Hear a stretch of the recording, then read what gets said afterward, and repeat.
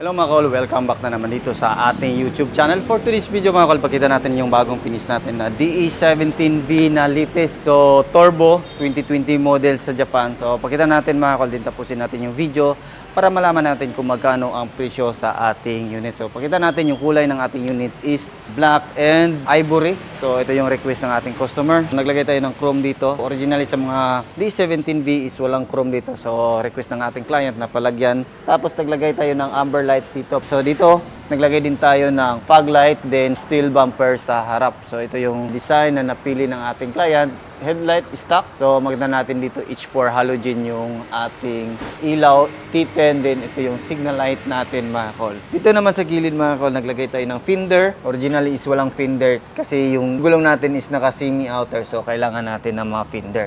Tapos, nag-lift up tayo ng 2 inches based sa request ng ating customer. Then yung kaganahan nito mga kol is solid metal yung ginamit natin para mas matibay at saka pang matagalan yung ating lift up. Then yung kaganahan nito is naglagay din tayo ng all-terrain tire, so Cylon, then naka 13 inches na gulong. Kung meron na kayong existing unit mga kol tapos gusto nyo yung ganitong setup, pwede tayo mag-set up dito mga kol. So dito naman, naglagay tayo ng rock slider or stiff board. Tapos yun, auto fold and retractable yung side mirror natin. Kompleto tayo sa rim, visor.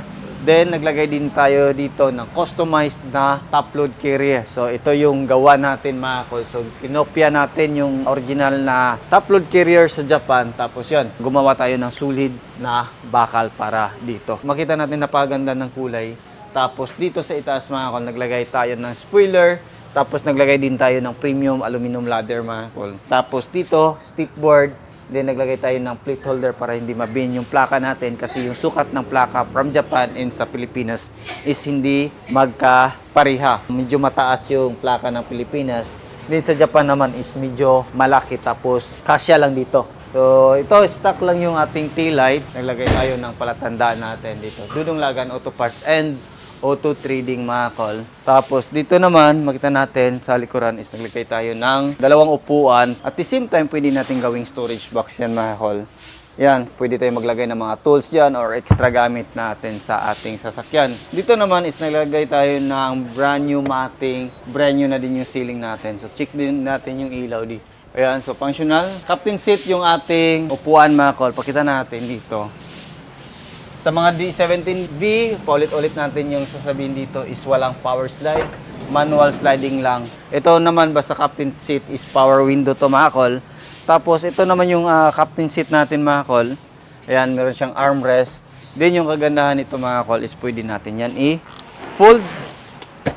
Ito yung the best sa mga minivan mga kol. Kaya maraming nagkagusto sa minivan mga kol. Kasi multi-purpose, hindi lang pang service, hindi lang pang pamilya. Ang ganahan nito is kung meron kayong negosyo or mahilig kayo sa camping, is pwede natin yan magagamit. So, ito yung tinatawag na multi-purpose. Kung makita natin, yan, napakalawak. Pwede na natin tanggalin yung ating dalawang upuan. Pwede na din tayo makahiga dito sa loob ng ating minivan. Balik natin. Ganyan lang kadali. Tapos, yan.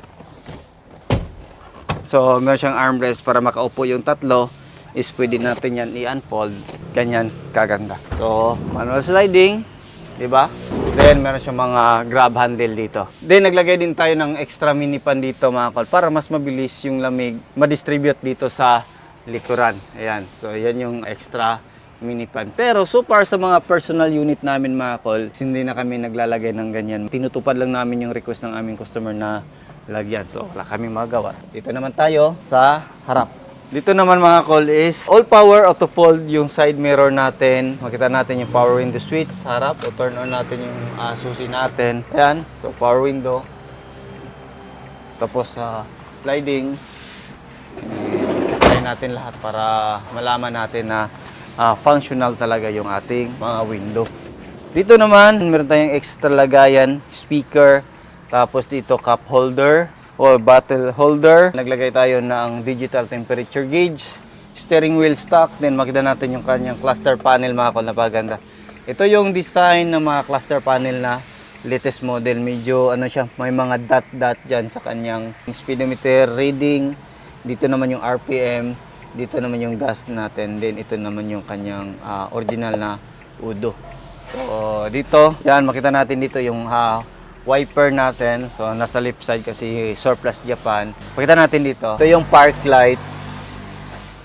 Ito yung mga headlight. Then ito yung ating high beam. So dito naman tayo mga kol. Ito naman yung ating parking brake pedal. So free, then parking. Then ito yung brake pedal natin, din yung ating accelerator pedal. Dito naman mga kol, makita natin naglagay tayo ng 9 inches Android touchscreen stereo with reverse camera, hazard switch. Dito yung ating charging port. Then makita natin yung ating mga air vent. Tapos yan, makita natin yung dashboard natin. Napagana, simple lang, parang stock. Tapos yan, hindi siya masakit sa mata. Ito yung shifter natin, automatic 4-speed automatic transmission siya mga kol. Meron siyang overdrive dito. Then ito naman yung shift lock natin, park, reverse, neutral drive 2 at saka L. Then dito naman yung ating aircon switch, then ito naman yung ating blower switch. So meron tayong glove box dito, tapos meron tayong extra lagayan dito. Meron tayong remote para sa keyless or central locking. Then start naman natin yung ating makina. Yan, ito is normal disusi. Yan, naka-under na. So cold start, makita natin dito. Ito yung cold start natin mga kol. Makita natin yung kanyang blue. Then parking. Then sa gas. Ayan. Then makita natin dito mga kol. Ito yung ilaw dito. Sun visor. Then meron tayong extra lagayan dito. Yan yung kaganda sa mga D17 variant mga kol. Kasi napakalawak dito. Napakaraming pwede natin ilagay. So slipin naman natin yung makina natin mga kol. Yung makina natin is nandito sa ilalim ng upuan. Maraming nagtatanong na mainit po ba sa kwitan? Ang sagot po is hindi, kasi meron siyang original na insulator, then meron siyang original na insulator dito sa gilid mga kol. Ito yung makina natin mga kol. Dito tayo mag-refill ng ating engine oil. Then palinisan pa yan natin mamaya. Ito yung ating fuel injector, isa, dalawa, tatlo, mga turbo hose, tapos VVT solenoid. Then ito yung sa turbo natin mga kol. So ito yung sa oxygen sensor natin, knock sensor. Tapos ito naman yung sa camshaft sensor natin mga kol nandito. Then yan, dito yung ating spark plug at saka ignition coil. So yan yung makikita natin dito mga kol sa ilalim ng upuan mga kol.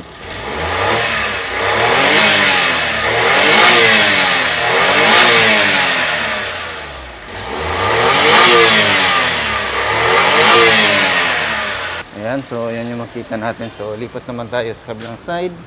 Makita natin yan, napakintab ng kulay ng ating unit mga kol. So dito naman, silipin natin. Ito yung chassis number, gas tank opener, then yan, kita natin. So dito yung alternator natin, throttle body, ATF gauge or yung ating transmission fluid, dito natin makikita. Tapos ito naman yung ating sa makina, yan, so dito natin masisilip mga kol. Tapos dito yung ating aircon compressor, air filter housing, main fuse box, din yung ating ECU. Dito naman yung ating hood opener. So dito natin isilip yung ating hood. Ayan, makita natin dito mga kol, coolant reservoir, brake fluid reservoir, din yung ating windshield washer reservoir. Din dito yung ating radiator.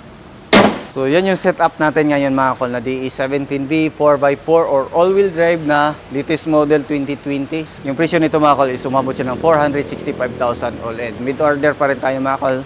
Kung gusto nyo ng ganitong unit mga kol na premium and quality build, pwede kayong bumisita dito sa shop natin sa Procto Barangay Santo Niño, Carmen, Davao del Norte. or pwede kayo mag-contact sa ating contact number na 0917-8252-412 or 0920-339-4607. Pwede din kayong mag-message sa ating mga Facebook page na Dudong Laagan Surplus TV, Danilo Lasaca Jr. Pwede din kayong mag-comment sa ating YouTube channel mga kol. So comment nyo lang yung mga katanungan natin, try natin sagot yan. Then yung mga legit TikTok account na Dudong Laagan Surplus TV. So hindi nakakaalam mga kol, nag-accept din tayo dito ng repair and maintenance. Meron din tayong mga wheel alignment, wheel balancing, under chassis repair, undercoating, retouch. Pwede din tayo, retouch lang mga kol, hindi lang yung full Pentora. Then Mags and Tire, available dito sa atin mga kol. Overland setup, SR Performance, Mammoth fit out system, Adventure Kings, 70 Mi, PIE. Yan yung mga available na produkto dito sa ating shop. So, yan lang muna yung ating video for today. Maraming salamat yung patuloy na pagsubaybay. Sa bago lang sa ating channel, don't forget to like, share, and subscribe. Din click na rin yung ating notification bell para updated kayo sa ating mga next video uploads kagaya ito. Ingat po mga kol and bye-bye. God bless po sa atin.